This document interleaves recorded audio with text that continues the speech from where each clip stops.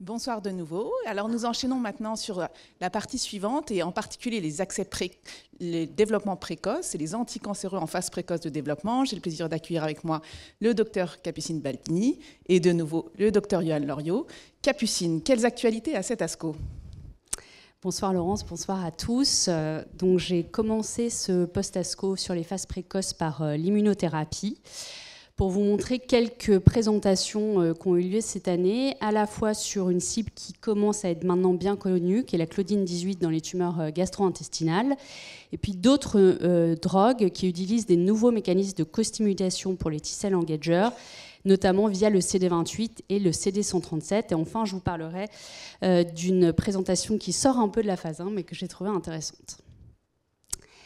Donc la Claudine 18.2, c'est une cible qui est déjà validée dans les tumeurs gastro-intestinales, qu'on retrouve en termes de positivité dans à peu près 25% des cancers, notamment de l'estomac et de la jonction œsogastrique. Plusieurs études déjà présentées, des études de phase 3 randomisées, Spotlight et GLOW, qui ont montré un bénéfice chez les patients surexprimant la Claudine 18.2 en termes de PFS. Vous voyez 10.6 versus 8.6 pour l'étude Spotlight et 8.2 versus 6.8 pour l'étude GLOW. Aujourd'hui, les nouveaux mécanismes de médicaments de ciblage de la Claudine 18.2 sont en cours de développement, et notamment parmi tous ces types de drogues, nous avons les anticorps bispécifiques et les CAR-T, et c'est les données qui ont été présentées à cet ASCO en 2024. Donc je vous ai mis face à face en fait les deux modalités, à la fois les CAR et les bispécifiques CD3 Claudine 18.2. Donc vous voyez un design de phase 1 assez classique, des patients encore une fois qui étaient prescreenés sur l'expression de la Claudine, avec des escalades de doses classiques et ensuite des extensions en fonction du type tumoral. Un des points particuliers, notamment avec ces médicaments qu'on peut envisager, c'est les effets secondaires. Vous voyez en fait des profils de tolérance qui sont très différents entre les deux types de molécules. Plutôt une toxicité hématologique avec l'écart anti-Claudine 18 et plutôt une toxicité hépatique avec les bispécifiques engageant l'été via le CD3. Pas de DLT dans les deux études, et vous voyez des taux de syndrome de relargage cytokinique assez différents, probablement classés peut-être aussi différemment par les investigateurs, mais 95% de relargage cytokinique de grade 1-2 avec l'écart versus 32 pour le bispécifique CD3, et vous voyez très peu de CRS de grade supérieur ou égal à 3 pour ces deux molécules. En termes d'efficacité, donc les premiers résultats qui ont été présentés, donc sur la cohorte totale des patients pour l'écart, un taux de réponse qui est autour de 50%, 55% dans l'ensemble, enfin pour les patients plutôt avec un cancer de l'estomac et de la jonction, un peu plus faible autour de 45%, mais qui reste quand même assez intéressant dans l'ensemble de la population, et pour le bispécifique, des taux de réponse autour de 30%. La différence principale aussi entre ces deux études et ces deux molécules, c'était l'inclusion d'un peu plus de patients avec un cancer du pancréas avec le bispécifique versus des cancers de l'estomac et de la jonction avec le CAR, ce qui peut aussi expliquer les différences en termes d'efficacité. Deuxième point, durant cet ASCO assez riche, des nouvelles molécules qui engagent les lymphocytes T. On est plutôt habitué à voir les présentations avec l'engagement via le CD3. Il y a notamment l'approval aux États-Unis par la FDA du tarlatamab dans le carcinome à petites cellules du poumon, tout récemment. Mais donc de façon intéressante, deux études présentées à l'ASCO. La première molécule de Regeneron qui engage les lymphocytes T via le CD28 et qui cible EGFR. Et la deuxième qui cible PD-L1 et qui engage les lymphocytes T via le CD137, donc le 4-1BB. Deux designs un petit peu différents, évidemment. Pour le CD28 EGFR, ajout du cetuximab après le step-up dosing et le traitement en monothérapie pour le CD137. Un des points importants, c'est bien évidemment la tolérance, encore une fois, de ces médicaments, qui peut poser problème en pratique clinique et qui déjà pose problème parfois dans les essais de phase précoce, et notamment des craintes avec la cible du CD28, puisque déjà des publications qui remontent maintenant à quelques années, mais dans une étude qui montrait qu'un anticorps monoclonal ciblant le CD28 avait vu quasiment 100% de syndrome de relargage cytokinique, avec des patients hospitalisés en réanimation, donc des inquiétudes et finalement levées par cette molécule, puisque vous voyez des taux de réaction à la perfusion qui sont relativement acceptables, 2% de haut grade et plutôt des toxicités cutanées avec des rash maculo-papulaires tout grade et peu de grade 3. Pour ce qui est du CD137, profil de tolérance évidemment très différent.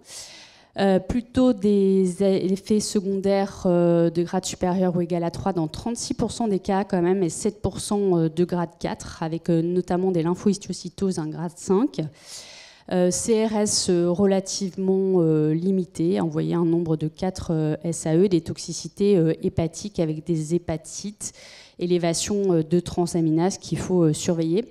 Un point également, quelques neutropénies qui ont été rapportées également dans cette étude, de façon assez surprenante.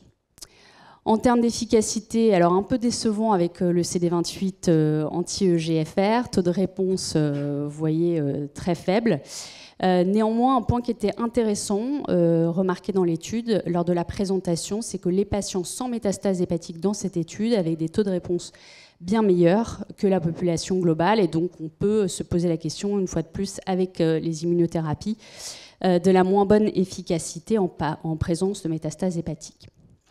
Pour ce qui est du CD137, taux de réponse plutôt intéressant. Vous voyez le waterfall plot, et surtout chez les patients atteints de mélanome, mais déjà pré-traités par des anti-PD1, avec des taux de réponse, vous voyez, près de 50%. Donc pourquoi pas une nouvelle option thérapeutique chez ces patients. Et enfin, pour finir très rapidement, parce que c'est plus anecdotique, mais c'est pour vous montrer qu'a été présentée cette cohorte de patients traités par GLP1, qui fait beaucoup parler de lui ces derniers temps. Donc, c'était des cohortes prospectives de patients suivis qui avaient GLP1 inhibiteur versus chirurgie bariatrique pendant 1, 3 et 5 ans.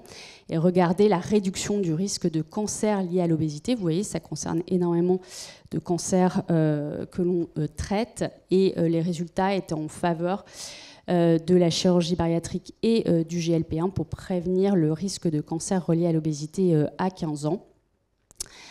Et voilà, je me suis arrêtée. Et donc des survies qui étaient intéressantes potentiellement avec la réduction du risque.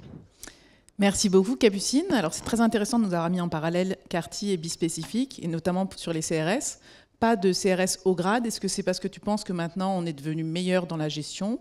Et puis, a priori, un profil de tolérance qui est plutôt en faveur de l'approche bispécifique. C'est aussi l'expérience que vous avez eue au DITEP? Alors, c'est vrai que le problème des CRS, souvent la cotation, le grading. Donc ça, c'est des discussions qu'on a souvent entre nous, qu'on a souvent aussi avec les promoteurs, puisque en fait, le CRS recouvre une entité très variable, puisqu'on peut avoir différents types de symptômes au sein d'un CRS. C'est probablement ce qui fait que parfois les résultats sont assez difficiles à interpréter.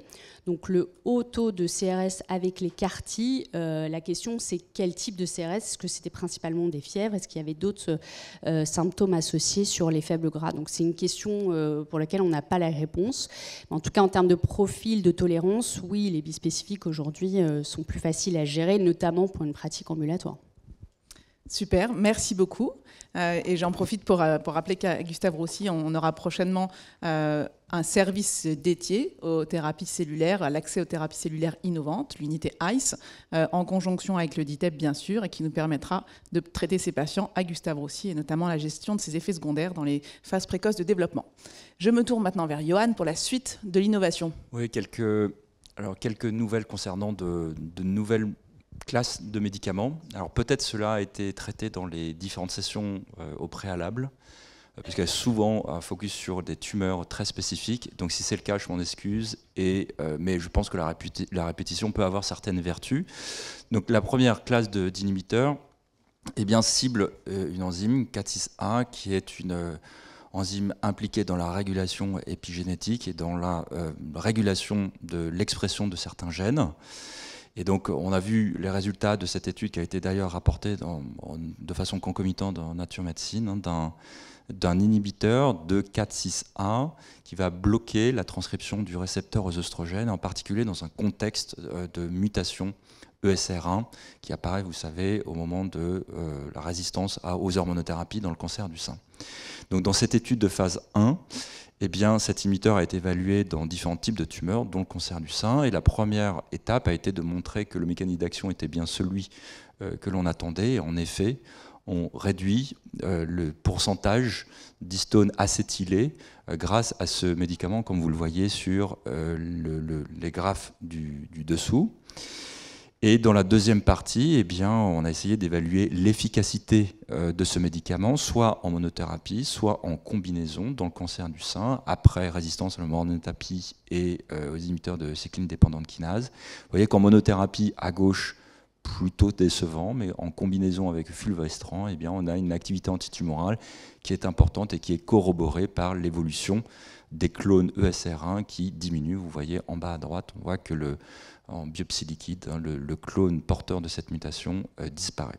Donc une première classe de médicaments à suivre. La deuxième, USP1, qui est également une nouvelle classe de médicaments qui va bloquer ou inhiber certaines protéines impliquées dans plusieurs voies de réparation de lésions de l'ADN. Eh bien, ce médicament a été évalué dans une étude de phase 1 et avec une activité, là encore, un mécanisme d'action qui a été prouvé au cours de cette étude. On voit qu'on a un pourcentage de protéines PSNA en particulier qui remonte à l'issue de cette inhibition de USP1. L'activité de ce médicament est, là encore, modeste, peut-être en monothérapie, mais je rappelle que c'est un contexte d'étude de phase 1, donc le taux de réponse est en général un peu plus faible que ce qu'on peut voir dans d'autres contextes. Mais surtout, il y a une activité importante en association avec l'olaparib, en particulier, évidemment, quand les patientes étaient porteuses de mutations BRCA2. Donc c'est également une molécule qu'il va falloir suivre dans les tumeurs gynécologiques, mais aussi dans d'autres tumeurs avec mutation, par exemple BRCA2, on pourrait imaginer le cancer de la prostate ou certains cancers du pancréas. Quelques mots sur les anticorps conjugués. Vous savez que c'est une classe de médicaments qui inonde l'oncologie. Il y a un grand développement de deuxième ou troisième vague d'anticorps conjugués. Ils sont améliorés soit parce que la cible est un peu plus spécifique de cellules tumorales, ou alors parce qu'on modifie biochimiquement ces anticorps conjugués via un linker, le petit lien biochimique entre la chimiothérapie et l'anticorps auquel il est relié. Ici, 3 médicaments évalués. J'ai repris les diapositives présentées par notre consoeur Barbara Pistilli, qui a réalisé la discussion de ces 3 études importantes. Alors, vous voyez différents anticorps conjugués ciblant des cibles connues comme CEACAM5 ou le facteur cellulaire, TF, ou de nouvelles cibles, CES6, avec à chaque fois des chimiothérapies assez classiques, greffées aux anticorps, des inhibiteurs de topoisomérase ou l'auristatine. Alors par exemple celui-ci, le médicament de AbbVie, c'est celui qui est au milieu, va cibler CES6 qui est très exprimé dans les tumeurs neuroendocrines, en particulier dans les cancers à petites cellules du poumon. Eh bien, on voit qu'il y a une activité antitumorale qui est importante, plus de 40% de réponses dans les tumeurs incluses dans cette étude de phase 1, mais en particulier dans les cancers à petites cellules du poumon, un taux de réponse de 60%. Alors, on sait que c'est une tumeur qui est chimiosensible, mais c'est un des résultats importants et qui nécessite d'être poursuivi. Notre médicament, ici, je vous remonte le tableau, celui qui est tout en bas, qui va cibler le facteur tissulaire et le payload, la chimiothérapie qui est greffée, c'est l'auristatine E. Et donc c'est une étude assez classique, d'étude de phase 1, avec une inclusion de différentes tumeurs. Et là, ce qui est notable, c'est que vous avez des taux de réponse qui sont assez importants dans le cancer du pancréas, avec 4 réponses chez des patients porteurs du tumeur du pancréas. Et je crois que c'est inutile de rappeler à quel point le pronostic de ces tumeurs, des patients atteints de cette tumeur est assez difficile. Alors néanmoins, il y a de la toxicité lorsqu'on cible le facteur tissulaire, et des toxicités assez classiques qu'on retrouve ici avec les conjonctivites par exemple, avec des toxicités digestives et des saignements, puisque le facteur tissulaire est impliqué dans la coagulation, et on voit ici 25% de patients développant des toxicités de grade 1-2, donc ce n'est pas une molécule forcément très simple à manier, mais il y a quand même des résultats d'efficacité encourageantes à ce stade qui nécessitent de l'explorer ultérieurement. Merci beaucoup. Merci Johan. Alors peut-être une question pour toi sur les stratégies ADC actuellement disponibles au DITEP. Est-ce que tu veux nous partager quelles sont les molécules qui te semblent les plus prometteuses dans celle-ci?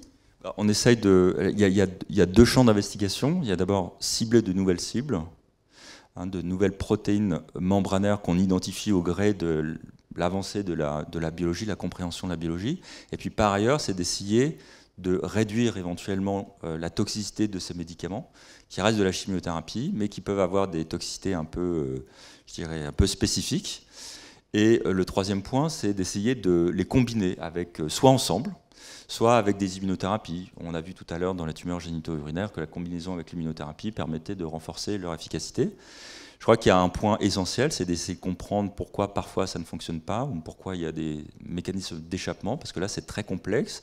Ça peut être lié à la cible elle-même, ça peut être lié à la pénétration de l'anticorps dans la lésion, ça peut être lié à la sensibilité de la cellule tumorale à la chimiothérapie qui est greffée. Donc notre stratégie au DITEP est d'essayer de comprendre ces mécanismes d'action et de résistance en lien avec des études menées par Barbara tout à l'heure, comme Icarus ou DAISY.